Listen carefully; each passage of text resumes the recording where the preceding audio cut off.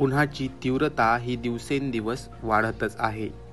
तापमानाचा पारा हा अगदी 41 अंशांपर्यंत गेला आहे. वाढलेल्या या तापमानामध्ये सर्वाधिक धोका हा उष्माघात होण्याचा असतो. पाहुयात उष्माघात म्हणजे काय, उष्माघात होऊ नये म्हणून काय काळजी घ्यावी आणि समजा उष्माघात झालाच तर तत्काळ काय प्रथमोपचार करावा. नमस्कार, माझं नाव डॉक्टर गणेश देवदास राठोड, वैद्यकीय अधिकारी ग्रामीण रुग्णालयाने. सध्या उन्हाळा वाढलेला आपल्याला माहीतच आहे. तर उन्हामध्ये आपल्याला घ्यायची खबरदारी, होणारे आजार आणि आपण काय उपाय करू शकतो याबद्दल मी तुम्हाला थोड्या शब्दात माहिती देतो.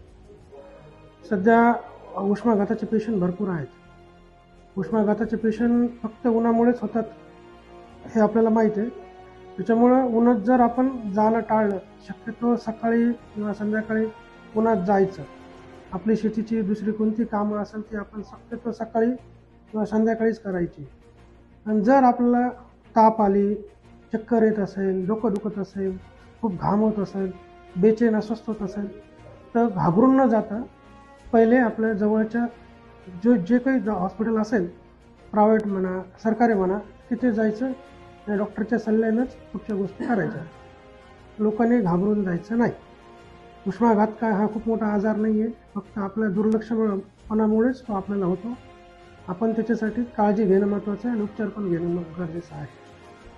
आता उपचारामध्ये काय आहे, आता होऊ नये म्हणून तर आपण काळजी घ्यायचं. पहिली गोष्ट जाणं टाळायचं आणि दिवसातून कमीत कमी 10 ते 12 लिटर पाणी प्यायचं. थंड प्या, साधं पाणी प्या. त्याच्यानंतर ताप आली तर तापाची पॅरासिटामॉल आपण गोळी घेऊ शकतो. घाबरट वगैरे अस्वस्थ होत असेल तर आपण सावलीत जाऊन बसू शकतो.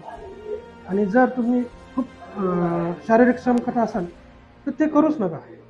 त्याच्यामुळे तुम्हाला थकवा, घाम आणि बेचैन अस्वस्थ होऊन ताप येऊन तुम्हाला उष्माघात जास्त होऊ शकतो. हे गोष्टी आपल्या हातात, हे आपण करायच्या सगळ्यांनी. आणि नंतर दवाखान्यात गेल्यानंतर डॉक्टर तुमचं BP, शुगर, टेम्परेचर चेक करून तुमचं हायड्रेशन, तुमचं ताप आणि तुम्हाला लागणारे औषधोपचार हे ते चालू करतील. त्याच्यामुळे कोणी घाबरायचं नाही आणि काळजी घ्यायची स्वतःची.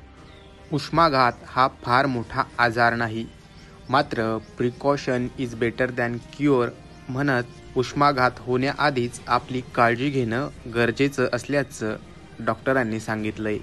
आणि जर उष्माघाताची लक्षणे दिसू लागली तर तातडीने आपल्या जवळच्या हॉस्पिटलशी संपर्क करून उपचार घेण्याचं आवाहन डॉक्टर राठोड यांनी केलंय.